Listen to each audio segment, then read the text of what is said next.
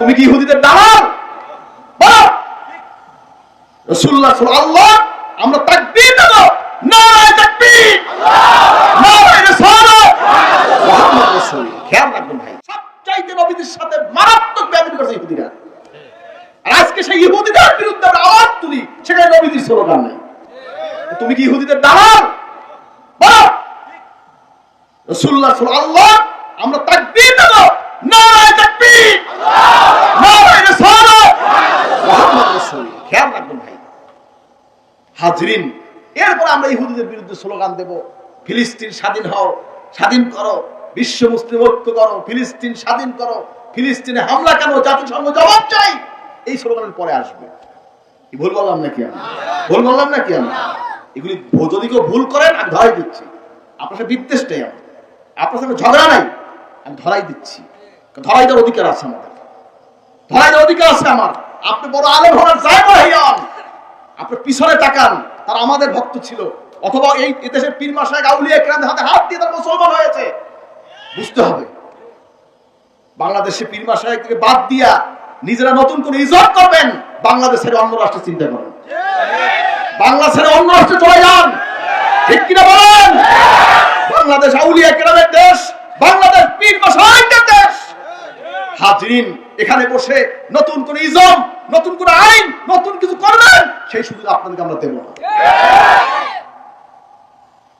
শোনেন, দিনের স্বার্থে আমার সাথে সারা জীবনের বিরোধ হইতে পারে, ইসলামের স্বার্থে, আল্লাহর স্বার্থে, নবীর স্বার্থে, কোরআনের স্বার্থে, সুন্নাহর স্বার্থে, দ্বীনের স্বার্থে আমরা একটা মিলে বসতে রাজি আছি। সে মানসিকতা আমাদের আছে। হাজরিন, যেখানে একটা প্রতিষ্ঠান হয়, তোমার হেনে একটা করা লাগবে, যে একটা সমাবেশ হয়, এর পাল্টার তোমার একটা করা লাগবে। কেন? কি জন্য এগুলো? ইসলাম বৈষম্য, ইসলাম বৈষম্যের স্থান নেই। ইসলাম থাকবে মহাব্বত, ভ্রাতৃত্বতা থাকবে, মহাব্বত থাকবে, ভালোবাসা থাকবে। যাই হোক, আপনি আপনাদেরকে একটা কথাই আমার অনুরোধ, নবীজি আল্লাহর হাবিবকে অপমান করবেন না। দুনিয়ায় অপমান হবেন, আখিরাতে অপমান হবেন, হাজরিন মিজানে অপমান হবেন, সিরাতে অপমান হবেন, জাহান্নামে তরজরির স্থান হবে। হাজরিন, নবীকে অপমান করবেন না, যা করেন করেন, নবীকে অপমান করবেন না। আল্লাহ সব সহ্য করে। সারা জীবন আপনি আল্লাহর অবাধ্য ছিলেন, তওবা করেছে, আল্লাহ মাফ করে দিবে। রাসূলুল্লাহকে বেয়াদবি করছে, আল্লাহ মাফ করবে। রাসূলুল্লাহকে বেয়াদবি করেছে, আল্লাহ মাফ করবে না। হিসাবটা মনে রাখবেন হাজরিন। যাই হোক, রাসূল পাক সাল্লাল্লাহু আলাইহি ওয়াসাল্লামের ব্যাপারে আমাদের হিসাবটা ক্লিয়ার রাখতে হবে। এমন কোনো কাজ করা যাবে না। ইহুদিরা তো আল্লাহ আছে এটা জানে না, আল্লাহ আছে এটা মানে ওরা মানে, নবী মানে না।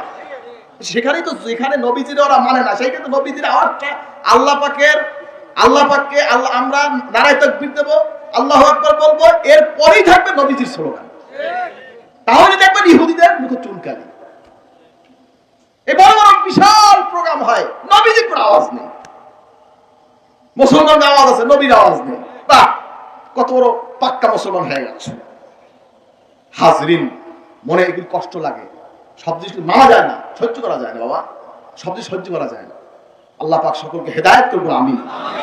ওই এলেমের দাম নাই, যে এলেম অর্জন করে অহংকার করে, ওই এলেমের কোনো দাম নাই। যে এলেম অর্জন করে রাসূলকে সম্মান করে, ওই এলেমের দাম নাই। নবীজিকে ইহতিরাম করে কথা বলবেন, আল্লাহর হাবিবকে মহব্বত করে কথা বলবেন, রাসূলুল্লাহকে মহব্বত করে। হাজরিন, কেউ জগতে ছোট হয় নাই, রাসূলুল্লাহকে ভালোবেসে জগতে কেউ ছোট হয় নাই। যত নবীকে ভালোবাসছে, যত দরুদ পড়ছে, মাকাম খালি বাড়তেই রয়েছে। একবার মাত্র দরুদ শরীফ পড়বেন, 10টা গুনাহ আল্লাহ মাফ করে দিবে, 10টা দরজা আল্লাহ বুলন্দ করবে, 10টা রহমত বর্ষণ করবে। এটা নবীর মহব্বতের কারণেই তো হয়েছে, ভালোবাসার কারণে তো হয়েছে এত বড় ফজিলত। সুবহানাল্লাহ। আপনার নবীকে ভালোবাসবেন, নবীর জন্য জীবনকে কোরবান করবেন। যে নবীকে ভালোবেসেছে সে আল্লাহকে ভালোবাসছে, যে নবীকে পেয়েছে সে আল্লাহকে পেয়েছে। আপনি নবীকে পাইতে চান, কেডা কেডা চান? না রাখেন। হাজরিন ভাইরা আমার, যাই হোক, এই বিষয়গুলো আমাদের খেয়াল রাখতে হবে। দ্বীনের ব্যাপারে আমরা তাওহীদ এবং রিসালাত, এর ব্যাপারে আমরা সকলেই ঐক্যবদ্ধ, এখানে কোনো ছাড় নেই। শুধু তাওহীদের কথা বলবো, রিসালাত বলবো না। এ মিয়া সাহেব, শুধু তাওহীদ মানে, রিসালাত মানে না, ওর ঈমান আছে? ইমান আছে? তাওহীদ এবং রিসালাত উবার সমন্বয় হবে ইমানদার। বুঝতে হবে মশলা তুমি জানো আমরা সব ছাগল হয়েছি নাকি মেসা। হাজরিন বোঝার চেষ্টা করবেন, কারণ আমাদের দেশে বিভিন্ন ব্যানারে আজকের অপপ্রচার চলছে। নাম হলো কি সাইনবোর্ড ইসলাম, ইসলামিয়া মদের দোকান। কি মদ কি হালাল হয়ে গেল? হালাল হয়ে গেল? হালাল নয়। যেটা হারাম সেটা হারাম, যেটা হালাল সেটা হালাল। বুঝতে হবে। আল্লাহ পাক আমাদের সকলকে হেদায়েত করবেন, আমিন বলেন আল্লাহুম্মা আমিন।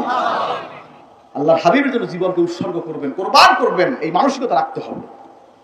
আপনি বলেছিলেন কি আগুনে লাভ দেন, এক কথা বলেন না কেন? বলেছি নাকি? নবীজি যদি হায়াতে দুনিয়া থাকতেন, দুনিয়ার জিন্দেগিতে হুজুর থাকতেন, যদি হুজুরের উপর কেউ হামলা করতে আসতো আমারে মারিয়া তারপর নবীজি যাইতো। এই মানসিকতা থাকতে হবে। এই মানসিকতা নামই হচ্ছে কামেল মুসলমান। কথা বুঝবেন। নিজের জীবন, মান, সম্পদ, অর্থ, টাকা, পয়সা, বাড়ি, গাড়ি সব কিছু নবীকে ভালোবাসতে হবে, সব কিছু চাইতে। আল্লাহ পাক আমাদের সকলকে কবুল করে, আমিন বলেন আল্লাহুম্মা আমিন।